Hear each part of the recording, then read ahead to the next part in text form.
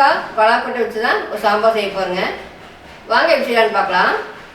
அதுக்கு வந்துங்க துவரம்பருப்பு வந்து ஒரு 100 கிராம் எடுத்து 2 டைம் வாஷ் பண்ணிவிட்டு குக்கரில் போட்டு மீடியம் ஃப்ளேமில் வச்சு ஒரு விசில் விட்டு எடுத்து வச்சுக்கிறதுங்க. சாம்பார் செய்யறதுக்கு கடலை 2 ஸ்பூன் ஊற்றிக்கலாம். எண்ணெய் காஞ்சிச்சுங்க, கடுகு போட்டுக்கலாம். கடுகு பொரிச்சிச்சுங்க, உளுந்தம்பருப்பு போட்டுக்கலாங்க ஒரு 1/4 டீஸ்பூனு. 1/4 டீஸ்பூன் வெந்தயம் போட்டுக்கலாம். ஒரு 1/4 டீஸ்பூன் சீரகம் போட்டுக்கலாங்க.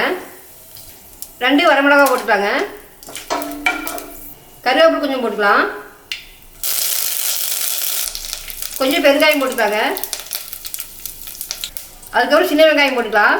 முழுசாவும் போட்டுக்கோங்க, அப்போ வந்து சாம்பாருக்கு நல்லாயிருக்கும்.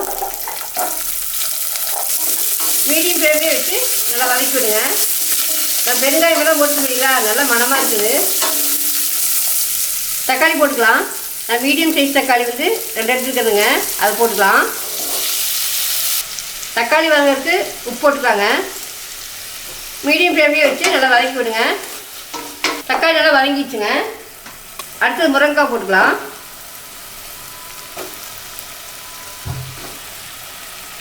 நம்ம கட் பண்ணி வச்சு காயெல்லாம் போட்டுக்கலாங்க. இப்போ மாங்காய் சீசன் இல்லைங்களா, மாங்காய் நிறைய கிடைக்குது, அதனால் வந்து மாங்காயும் போட்டுக்கிறேன். போட்டு 2 நிமிஷம் கட்டி விடுங்க. எண்ணெயிலே நல்லா வந்து காயெல்லாம் வதங்கி வந்துச்சுங்க 2 நிமிஷம். இதுக்கப்புறம் வந்துங்க நம்ம குழம்பு மிளகாத்தூள் போட்டுக்கலாம். ஒரு 1.5 ஸ்பூன் போட்டுக்கோங்க. உங்களுக்கு காரம் தேவைன்னா மறுபடியும் சேர்த்து போட்டுக்கோங்க. நான் வீட்டில் வைக்கிறேன் இல்லைங்களா அந்த குழம்பு மிளகாத்தூள். கொஞ்சம் மஞ்சள் போட்டுக்கலாம் 1/4 டீஸ்பூனு.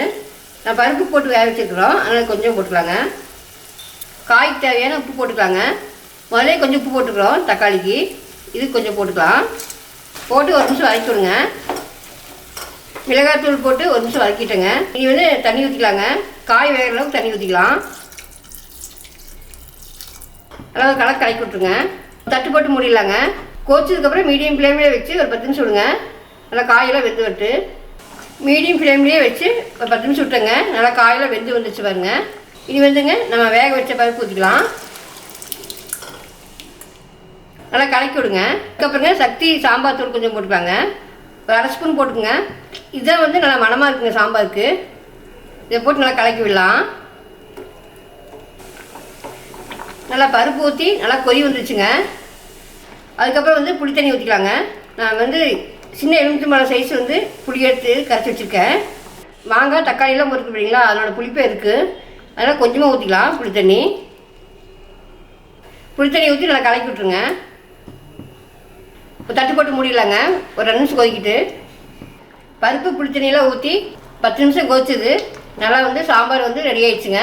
நல்லா கமகமன்னு நல்லா மணத்தோடு நல்லா இருக்குது. இதுக்கப்புறம் வந்துங்க மல்லித்தலை போட்டு இறக்கிடலாம். பாருங்கள், முருங்கைக்காய் பலாக்கொட்டை போட்ட சாம்பார் ரெடி ஆகிடுச்சு. நான் சூடான சாதத்துக்கு வச்சு சாப்பிட்டா செம்ம டேஸ்ட்டாக இருக்குங்க. இட்லி தோசைக்கும் நம்ம வச்சு சாப்பிட்லாம். நீங்கள் இதே மாதிரி செஞ்சு சாப்பிட்டு எப்படி இருக்குன்னு கமெண்ட் சொல்லுங்கள். பிடிச்சதை நம்ம சேனல் சப்ஸ்கிரைப் பண்ணுங்கள், லைக் பண்ணுங்கள், உங்கள் ஃப்ரெண்ட்ஸ்லாம் ஷேர் பண்ணி விடுங்க. பக்கத்தில் இருக்க பெல் ஐக்கான் தட்டி விடுங்க. ஓகே, பாய்.